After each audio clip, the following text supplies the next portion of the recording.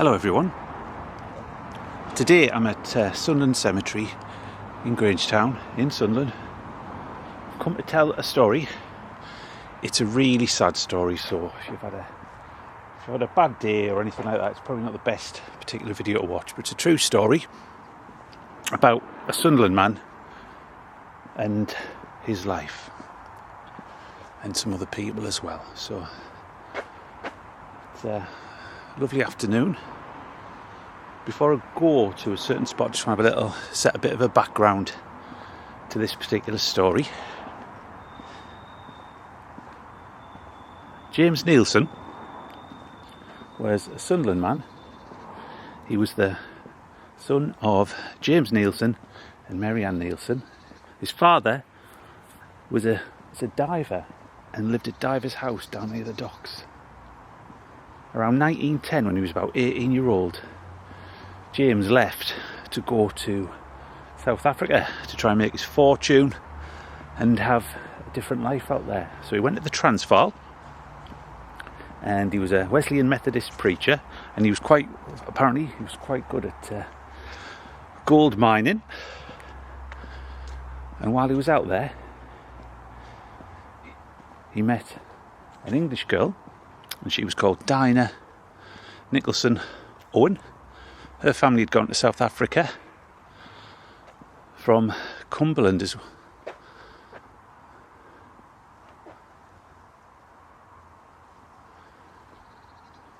Now, James and Dinah, with her being called Dinah, she was known as Ina. So from this point on, we'll call her Ina. Now, I think it was November 1915, they got married in the Transvaal at a place called Boksburg. Now, 1915, if you know your history, was in the middle of the Great War. So like a lot of young men, whether they're out in their former colonies or parts of the British Empire, he decided to enlist, and because he lived in South Africa, he joined the South African Heavy Artillery as a bombardier. Now, they were sent to Western Europe and were at the Somme. Ina must have come to England as well, because she was, at the time, she was living at 24 Lynch Street in Grangetown, which is not that far from here. I'll probably drop in a photo of one of the houses, which be one of the ones that she lived in.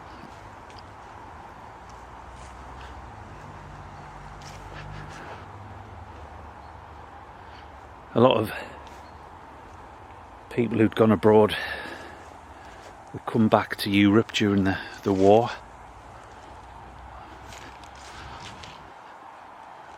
Now, sadly, on the 24th of August 1916, James was killed in action while serving with his regiment. He was laid to rest in one of the cemeteries over there. I think it's Sir de Payers or something along those lines. And there is a memorial, a grave for him there, which if you Google online, you should be able to see it. The Sunderland Echo published the news of his death on the 6th of September, so 2 weeks after the event, but no doubt the family would have been notified much quicker than before that, probably within a couple of days or a week of the sad tragedy. So at least Ina had her in-laws available to her.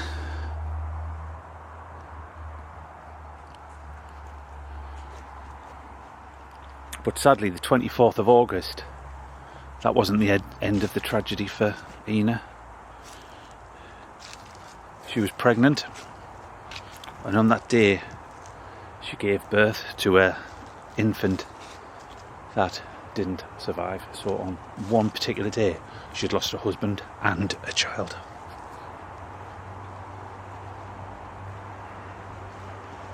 That's quite a lot to take in, isn't it?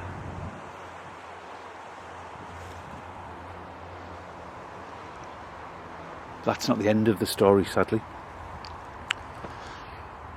A lot of regiments you could get a widow's brooch to remember a dead husband. So Ina got one from the South African Heavy Artillery, and she actually worked at the rates office at the old town hall on Fawcett Street in Sunderland. So she would have either walked or got the tram to a place of work. And in October 1917, sadly, she puts an advert in the Sunderland Echo saying that she'd lost this brooch somewhere between a home and a place of work. So not only she'd lost a husband, a baby, she'd also lost the brooch that remembered him as well. Now, obviously we'll never know if it was ever handed in or returned to her. She gave her address in the newspaper. Obviously it wasn't worth anything to anybody apart from the widow, so it was a dearly treasured personal memento. So what I'm going to do now, I'm just going to go and show you a particular headstone in this cemetery, and just if anybody's ever here and you want to come and have a look, or any others, just to give you some idea where we are. We're not that far from the entrance of the cemetery. You probably can't see on the camp where you can actually. I'm just looking through it now. If you look behind that tree, you've got the North Sea looking rather blue.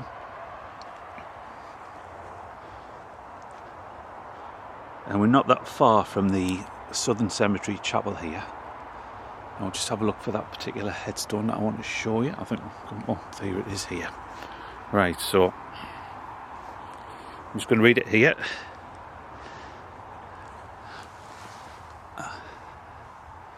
So it mentions James Nielsen of the South African Heavy Artillery, killed in France, August the 24th, 1916, aged just 24-year-old. And also mentions, sadly, also their babe, born dead, August the 24th, 1916, united again. Now, with the baby born dead, I don't think I could find if the baby was buried in this particular cemetery, or whether it was placed in another person's coffin, because obviously different areas had different ways of dealing with children who'd been like stillborn, for instance, and so on. But if you think that's bad enough, the story just gets a little bit worse, because sadly Ina wasn't well herself. She was suffering from TB, which before that generation was generally called consumption, because literally it consumed the body. It was known as the robber of youth. Millions of young people around the world, I'm talking about this particular country, died in Britain between like the 1860s and this particular era. It was part of life for a lot of families, having members who had consumption, and there was no cure. People literally, it was like a death sentence. So Ina went off to the Leeds Sanatorium at Walsingham. Sadly, she passed away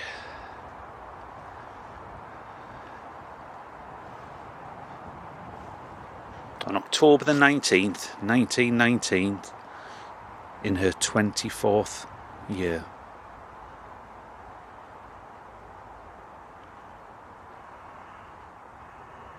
And she was actually buried here on the 23rd of October.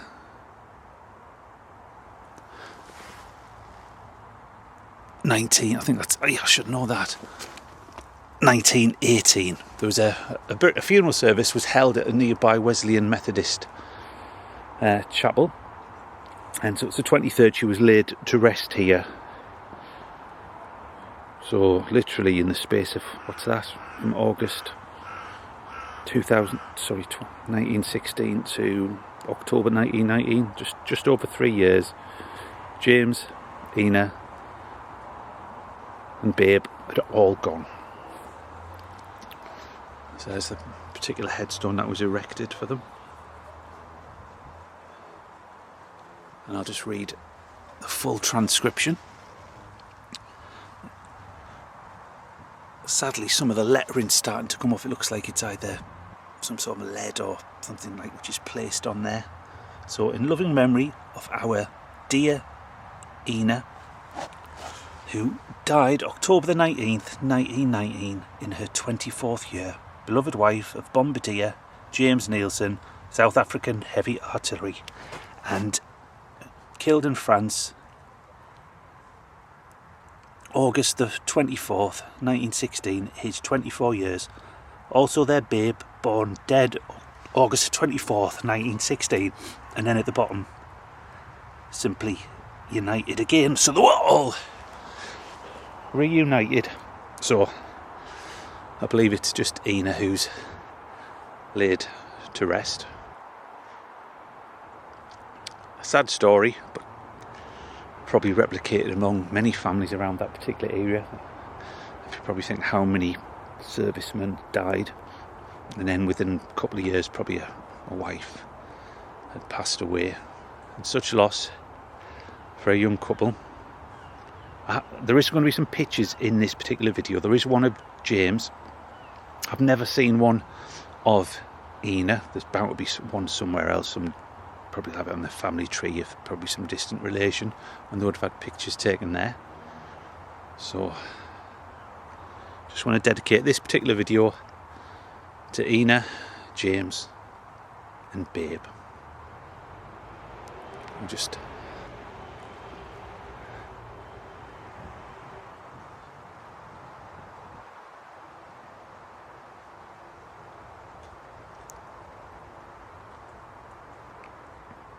so just want to say thanks for everybody for watching. I know it's a sad story, but important history just to sort of reflect the hardships that some people had to go through. Puts a lot of things that we twist on about into perspective, doesn't it, to be honest. So, as again, thank you very much for watching, and take care everyone. See you later. Bye.